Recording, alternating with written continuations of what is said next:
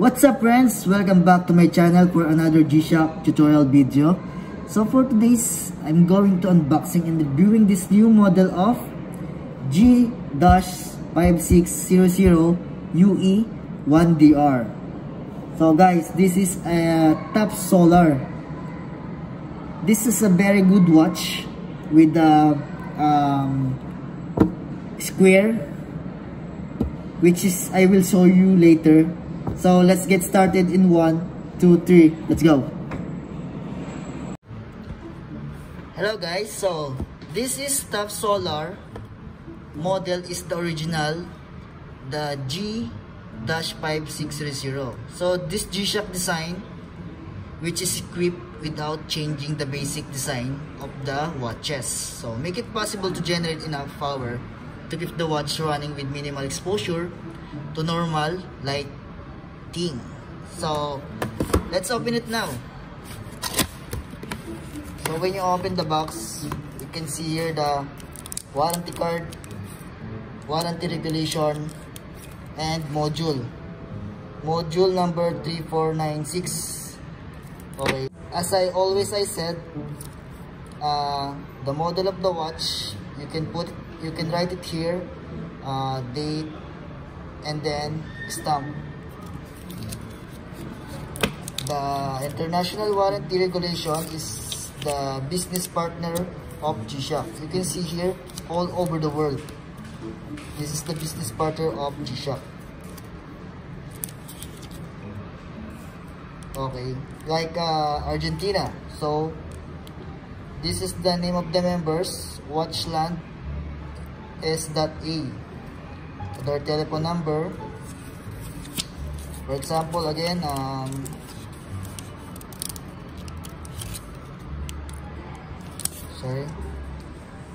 Kuwait. So Kuwait, this is Al Batel Brothers Establishment, our company.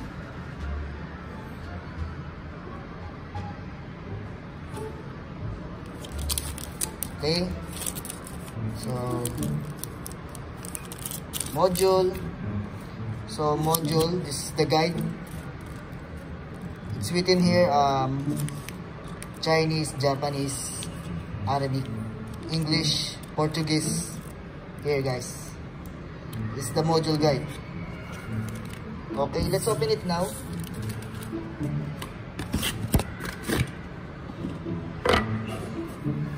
So this is the watch.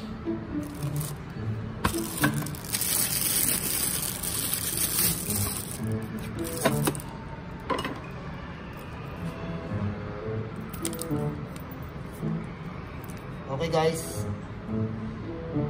size of case 46.7 width,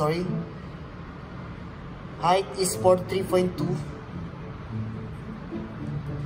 and thickness is 12.7 millimeter.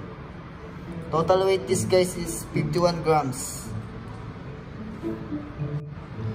So specification guys, case bezel material ay resin siya. Resin band, shock resistant, mineral glass, and 200 meters water resistance. So other features, makikita niyo sa screen nyo guys.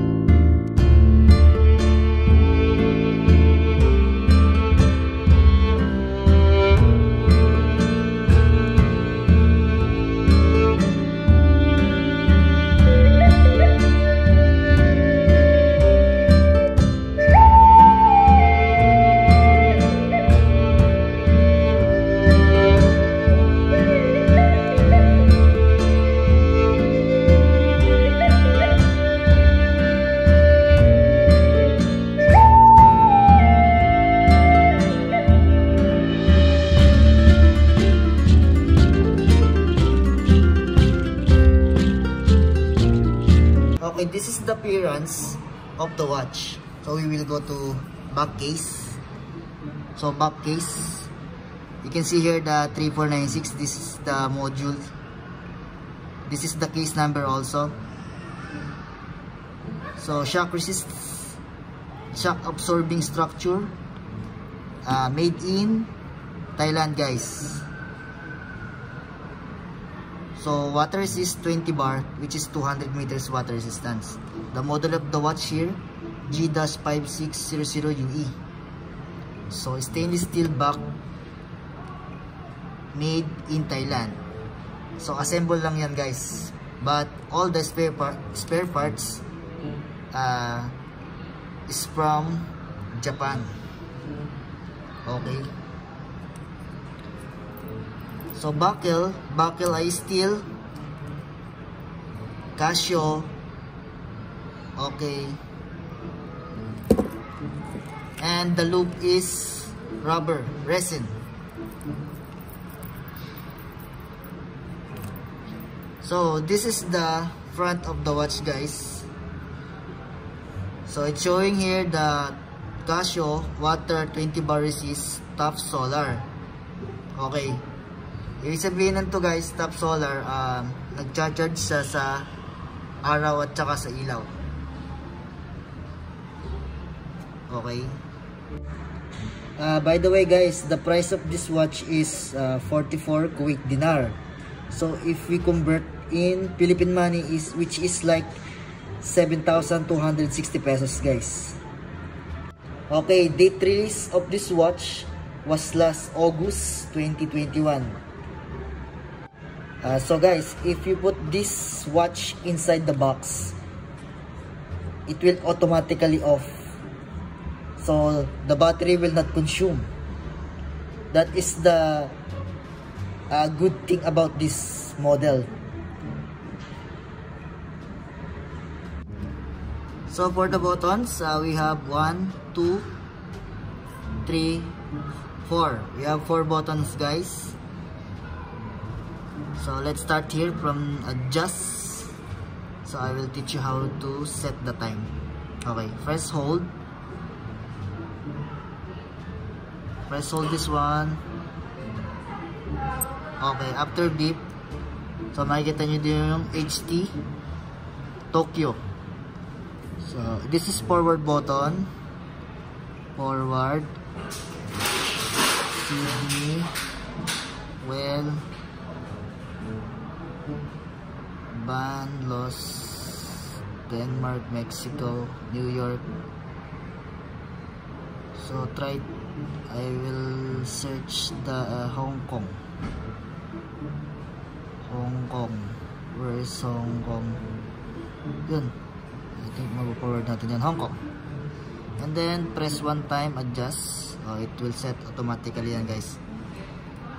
Even the date, the months, the day and the time also. Okay.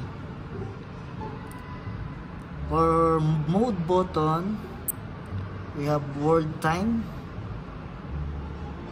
So we have 49 countries here. So forward button again, you can see the time of the other country. So like this, Hong Kong, New York, so 11:33 morning. This is London 4:34 p.m. Mode again, alarm. So how many alarms we have? 1, 2, 3, 4.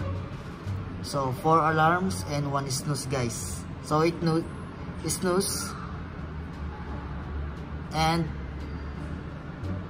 1 hourly time signal, SIG, Standard International Global Time Zone, guys.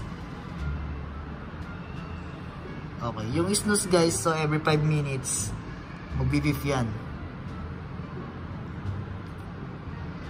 Then stopwatch, so countdown, start. This is start button, stop, and then back to 0, this. Okay, stopwatch. Stop. Back to 0. Okay. So timer. Timer.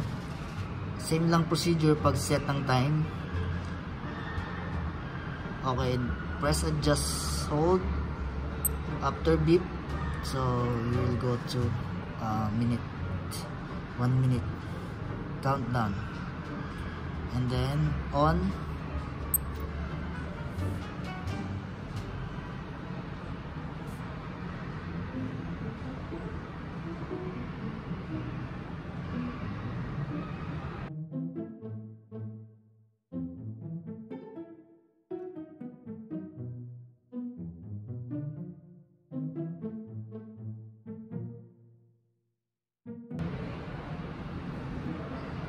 So we're near. Okay, that is timer, guys. Stop. If you want to become 0 again, press hold. So mode button for changing. So this is backward. Okay, then one time adjust, and then normal timekeeping. So for the light, so this is light, guys. So you can see the light.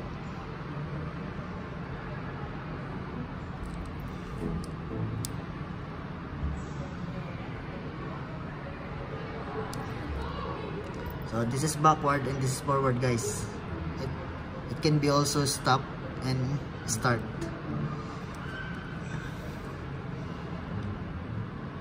Okay. Nakikita nyo ba yung LM tsaka H? So this is the low, medium at tsaka high battery indicator. So our battery now is high here.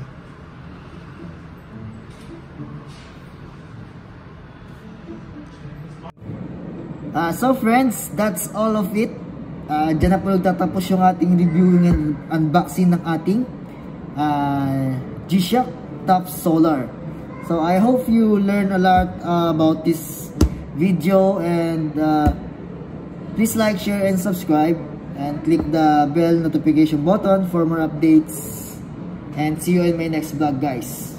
Peace.